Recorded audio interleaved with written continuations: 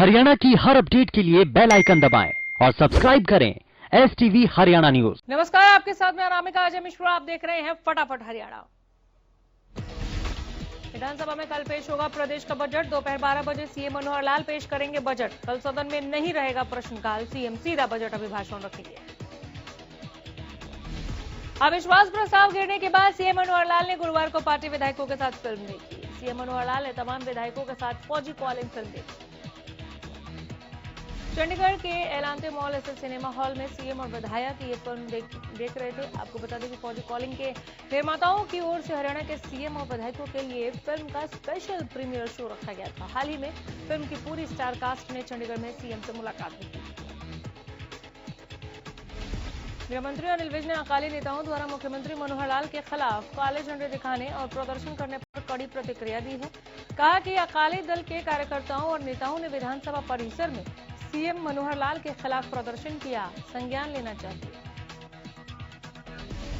हालांकि हर आदमी को अपनी राजनीतिक विचारधारा को प्रचार प्रसार करने की आजादी है, लेकिन इसे कुछ सीमाओं में रहकर ही किया जा सकता है। स्वस्थ प्रजातांत्रिक परंपराओं का विशेष तौर पर ध्यान रखना चाहिए। अनिल विज ने कहा कि विधानसभा परिसर में तो जब विधायकों को निष्कासित किया जाता है तो प्रदर्शन की इजाजत नहीं होती। ये बहुत गंभीर मामला है। अकाली पार्टी एक जिम्मेवार पार्टी है। उन्होंने देश के प्रजातंत्र के लिए बहुत कुर्बानियां दी हैं। उनको इस पर कार्रवाई करनी चाहिए। अकाली विधायकों के प्रदर्शन पर सख्त गृह मंत्री अनिल विज ने कहा कि मामले का संज्ञान ले शहीद आला कमान ममता बनर्जी पर हुए हमले को विज ने नाटक बताया। कहा राकेश टिकैत बनना चाहती है ममता बनर्जी। सिरसा विधायक गोपाल कांडा की किसानों से अपील। कहा विवाद नहीं समाधान की ओर बढ़े किसान, न किया जाए जनप्रतिनिधियों का विरोध। ट्रैफिक नियमों को लेकर हरियाणा पुलिस की इंटरनेशनल लेवल पर हो रही सराहना। संयुक्त राष्ट्र ग्लोबल फोरम ने पुलिस के प्रयासों को सराहा। पुलिस की अलर्ट रहने से घटी सड़क हादसों की संख्या। पृथला से निर्दलीय विधायक नयनपाल रावत ने कांग्रेस पर जमकर हमला किया। निर्दलीय विधायक नयनपाल रावत ने कहा कि विधानसभा के बजट सत्र में लाए गए अविश्वास प्रस्ताव पर जो पूर्व निर्धारित था वही हुआ है। उन्होंने कहा कि कांग्रेस वालों को पता था कि उनके पल्ले कुछ नहीं है। नयनपाल रावत ने कहा कि कांग्रेस ने हरियाणा की जनता को बरगलाने का काम किया। नयनपाल रावत ने कहा कि अविश्वास प्रस्ताव लाकर कांग्रेस की विश्वसनीयता जनता में और खत्म हो गई है। विधायक नयनपाल रावत ने कहा कि ये कृषि कानून सरकार किसानों की भलाई के लिए लेकर आई है। अंबाला शहर में भारतीय किसान यूनियन ने विधानसभा में सरकार के पक्ष में वोट पर विधानसभा में दिए बयान को लेकर अंबाला शहर के विधायक असीम गोयल का उनके आवास पर पुतला फूंका। बता दें कि बीते दिन विधायक असीम गोयल ने विधानसभा में कहा था कि कांग्रेस सत्ता पाने के लिए देशद्रोहियों और गद्दारों के साथ मिल रही है, जिस पर कांग्रेस विधायकों ने आपत्ति जताई और सदन में हंगामा कर दिया, जिसे लेकर किसानों में भारी रोष। इसी के चलते किसानों ने विधायक असीम गोयल का पुतला उठाकर आवास तक यात्रा निकाली। इस दौरान किसानों ने विधायक के खिलाफ जमकर नारेबाजी भी की। विधायक के आवास स्थान पर पहले से ही भारी पुलिस बल तैनात थी और सुरक्षा के भी पुख्ता इंतजाम किए गए थे। टोहाना से विधायक देवेंद्र बबली को टोहाना की जनता ने 1 लाख का मतदान किया, मगर विधायक किसान के पक्ष में अपना एक मत नहीं दे सके। यह हम नहीं कह रहे, ये कहना है किसान नेता बलजिंदर सिंह का। बलजिंदर सिंह ने कहा कि अविश्वास प्रस्ताव से किसान हितैषी कहे जाने वाले नेता बेनकाब हुए हैं। अब हर गांव में विधायक और नेताओं का विरोध किया जाएगा। झज्जर में किसानों ने अविश्वास प्रस्ताव के गिर जाने पर अपनी प्रतिक्रिया दी। कहा कि उन्हें साफ हो गया है कि कौन किसानों के समर्थन में और कौन किसानों के विरोध में। किसानों ने खुलकर अपनी बात रखते हुए कहा कि जिन विधायकों ने सत्ता को बचाने में योगदान दिया उन्हें किसानों से कोई लगाव नहीं है। महाशिवरात्रि के मौके पर राष्ट्रपति रामनाथ कोविंद ने ट्वीट कर देशवासियों को शुभकामनाएं दी। ट्वीट कर लिखा कि महाशिवरात्रि के पुनीत अवसर पर सभी देशवासियों को शुभकामनाएं। महामहिम रामनाथ कोविंद ने ट्वीट कर लिखा कि देवी पार्वती और भगवान शिव के विवाह के पावन स्मरण मनाया जाने वाला ये उत्सव संपूर्ण मानवता के लिए कल्याणकारी। प्रधानमंत्री नरेंद्र मोदी ने भी शिवरात्रि के मौके पर देशवासियों को शुभकामनाएं दी। पीएम ने ट्वीट कर लिखा कि देशवासियों को महाशिवरात्रि के मौके पर ढेरों शुभकामनाएं। हर हर महादेव। महाशिवरात्रि महोत्सव पर श्री तारकेश्वर धाम में विशाल भंडारे का आयोजन। कांडा परिवार के संरक्षण में विशेष आयोजन। भंडारे में प्रसाद ग्रहण करने दूर दूर से पहुंचे लोग। सिरसा के रानिया रोड स्थित श्री बाबा तारा कुटिया में बुधवार रात्रि को महाशिवरात्रि का आयोजन किया गया, जिसमें शिव विवाह नाटिका का कार्यक्रम हुआ। कार्यक्रम का समापन गुरुवार सुबह हुआ।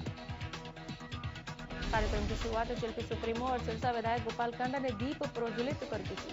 शिव विवाह नाटिका का मंचन फिल्म अभिनेत्री जया प्रदा ने किया। इस दौरान माता सती की देह त्यागना, शिव तांडव, पार्वती जन्म और शिव पार्वती का विवाह का मंचन किया गया। इस मौके पर भक्तों का भारी हुजूम उमड़ा। विधायक गोपाल कांडा ने इस मौके पर सिरसा और प्रदेशवासियों को महाशिवरात्रि की बधाई दी। कहा, श्री बाबा तारा कुटिया में प्रत्येक शिवरात्रि पर इस तरह के धार्मिक आयोजन होते हैं। वही फिल्म अभिनेत्री जया प्रदा ने कार्यक्रम समापन के बाद कहा कि सिरसा में ये उनका पहला कार्यक्रम था। उन्होंने कहा कि उन्हें श्री बाबा तारा जी का आशीर्वाद मिला है। भगवान शिव के भक्त गुरुवार सुबह से ही मंदिरों में कतार में लगे रहे। कोरोना काल के बीच आई महाशिवरात्रि का पर्व काफी सावधानी से मनाया गया।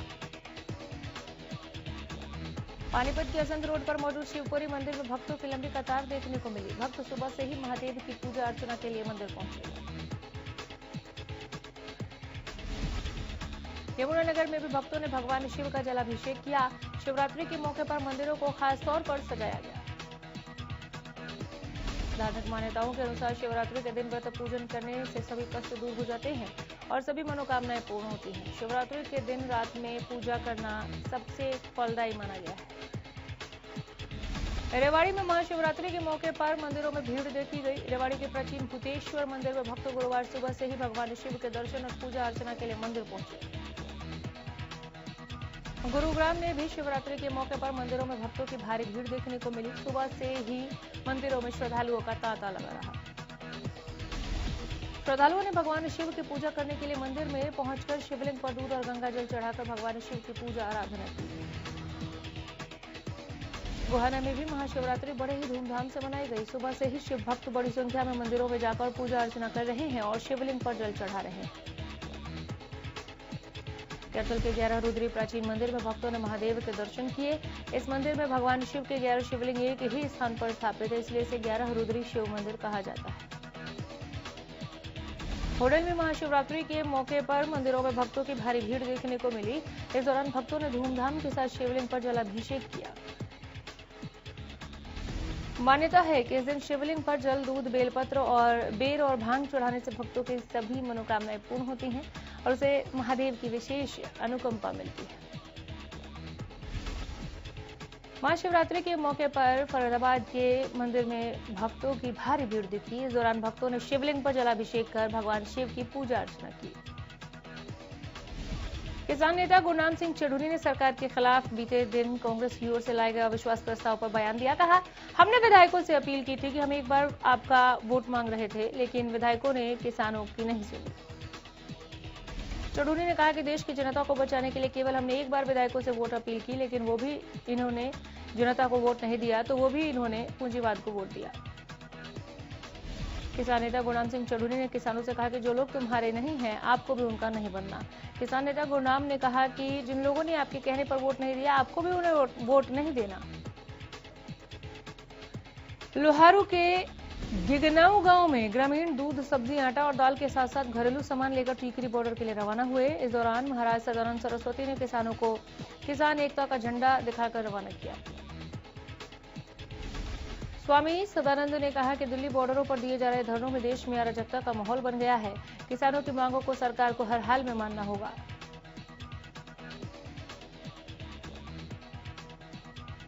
उन्होंने कहा कि किसान अपने अस्तित्व की लड़ाई नहीं लड़ रहा, बल्कि हर वर्ग के लिए संघर्ष कर रहा है। उन्होंने कहा कि जब तक 3 नए कृषि कानून वापस नहीं होंगे, किसान अपने मिशन से हटने वाले नहीं हैं। विधानसभा में अविश्वास प्रस्ताव गिरने के बाद किसान संघर्ष समिति हरियाणा की ओर से बड़ा बयान सामने आया है। किसान संघर्ष समिति के संयोजक मनदीप सिंह ने कहा कि जिन विधायकों ने कृषि कानूनों के समर्थन में सरकार के पक्ष में विधानसभा में वोट किया, उन विधायकों का सामाजिक बहिष्कार किया जाएगा। इन विधायकों को जब वोट की जरूरत थी, तब ये किसानों के दरवाजे पर पहुंचे थे। कई विधायकों ने किसान के खिलाफ वोट डालकर अपना असली चेहरा दिखा दिया।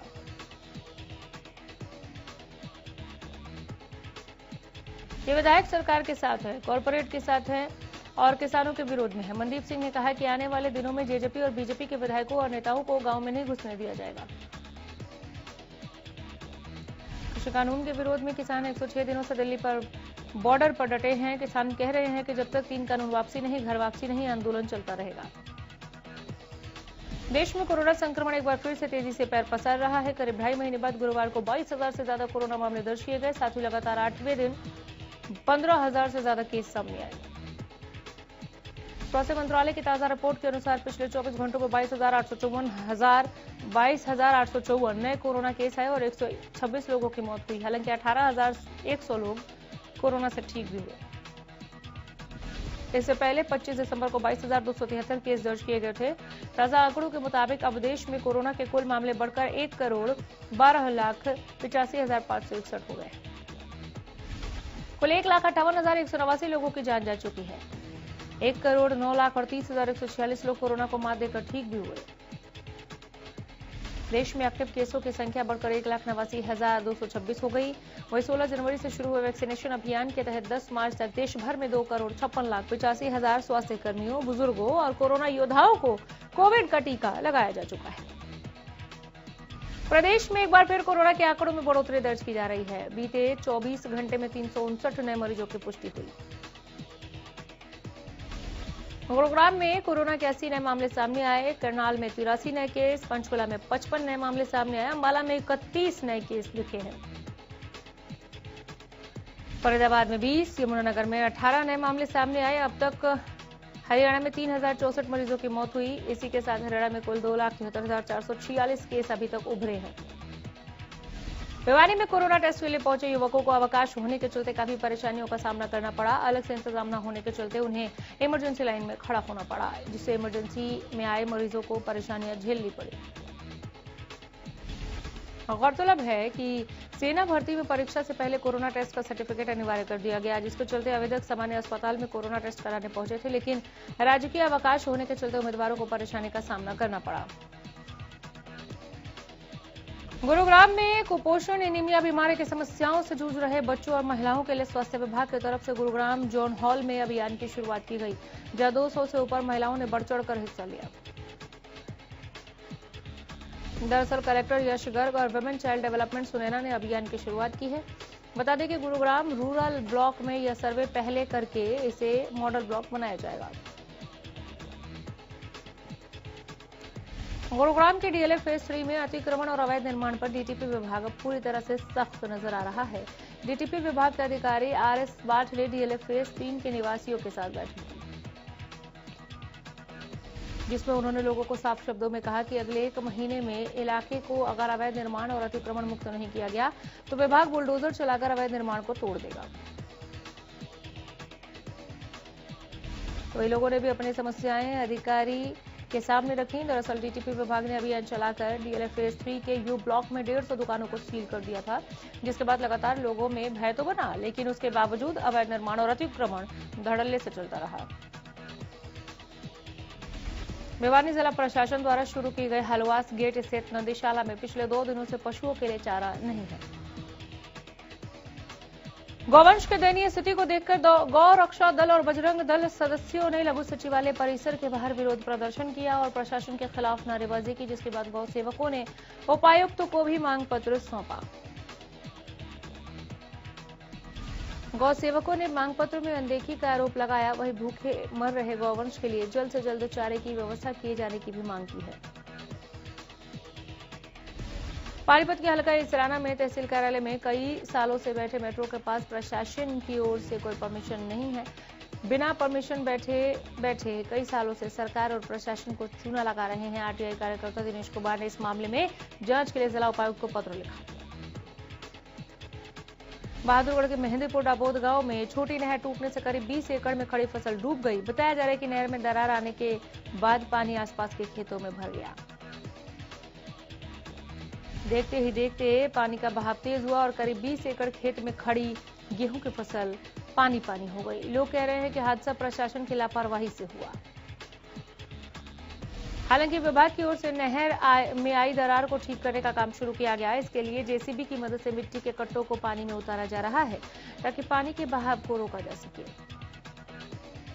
करनाल के नीलोखेड़ी में निर्माणाधीन सिविल अस्पताल में काम करते वक्त एक मजदूर बिजली की तारों की चपेट में आ गया, जिसके चलते 19 साल के मजदूर की मौत हो गई, जिसके बाद बाकी मजदूरों ने भी काम बंद कर दिया।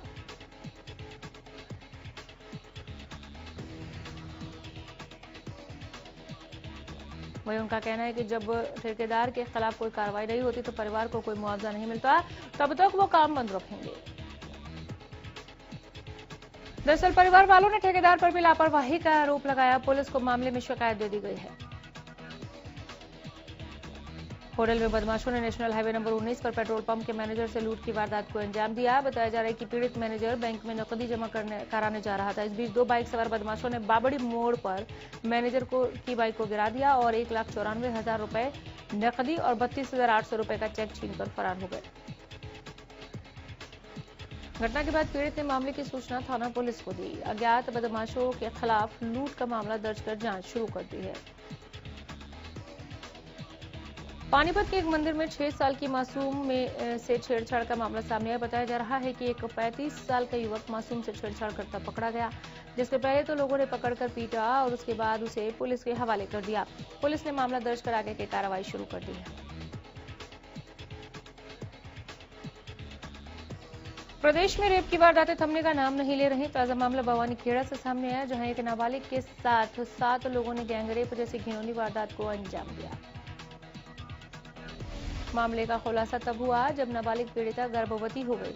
पुलिस ने पीड़िता की शिकायत पर 7 लोगों के खिलाफ मामला दर्ज कर जांच शुरू कर दी है। रोहतक जिले में खरावड़ मंदिर जा रहे जुलाना अनाज मंडी की आड़ती की गोली मारकर हत्या कर दी। घटना खेड़ी बाईपास पर हुई। घटना की सूचना पर आईएमटी थाना पुलिस और एफएसएल की टीम मौके पर पहुंची और जांच पड़ताल की। फिलहाल मृतक का शव रोहतक पीजीआई भेज दिया गया है, लेकिन अभी हत्यारों का कुछ पता नहीं चल पाया। वहीं परिजनों का कहना है कि हमारे किसी से कोई दुश्मनी नहीं है।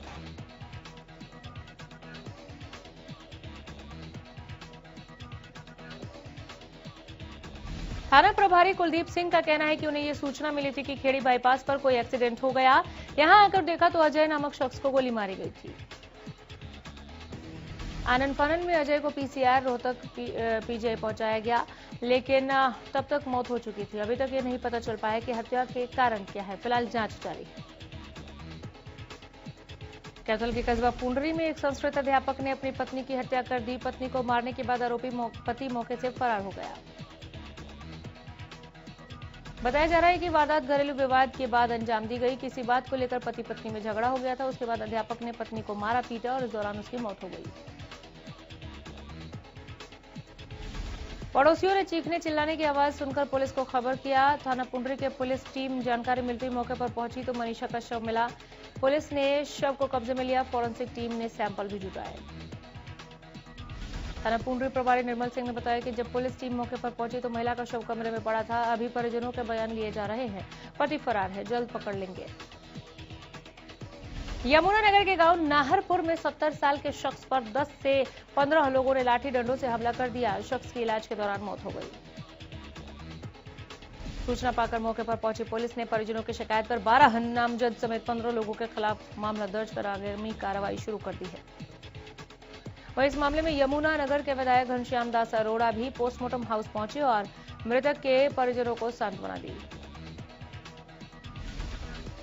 करनाल पुलिस को बड़ी कामयाबी हासिल हुई है। पुलिस ने 2 इनामी बदमाशों को गिरफ्तार किया है, जिनके पास से पुलिस ने 1 गाड़ी, 8 लाख रुपए कैश, 3 पिस्तौल, 2 जिंदा कारतूस और कई मोबाइल फोन बरामद किए।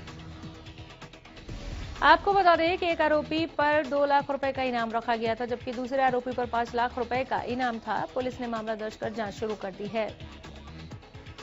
करनाल नेशनल हाईवे पर दिल्ली के मजिस्ट्रेट की कार को अज्ञात ट्रक ने जोरदार टक्कर मार दी। इस दौरान कार बुरी तरह से क्षतिग्रस्त हुई। वहीं हादसे में मजिस्ट्रेट बाल बाल बचे। हादसे के 1 घंटा बीत जाने के बाद भी पुलिस मौके पर नहीं पहुंची। इस दौरान मजिस्ट्रेट खुद 100 नंबर पर फोन मिलाते रहे, लेकिन कोई संपर्क नहीं हुआ। सोनीपत के गांव खेवड़ा में सीआरपीएफ कैंप के सामने एक सड़क हादसा हो गया। बताया जा रहा है कि 2 गाड़ियां आपस में टकरा गई। हादसे में 7 लोग गंभीर रूप से घायल हुए। सभी घायलों को सीआरपीएफ के जवानों ने तुरंत निजी अस्पताल में पहुंचाया। फिलहाल सभी का इलाज चल रहा है। सूचना पाकर मौके पर पहुंची पुलिस ने मामला दर्ज कर जांच शुरू कर दी है। स्मार्ट सिटी गुरुग्राम में सरकार ने 2000 डीजल ऑटो के बदले ई रिक्शा चलाने का ऐलान किया। इन बदले गए ऑटो में सिर्फ वही ऑटो होंगे जो 10 साल पुराने होंगे।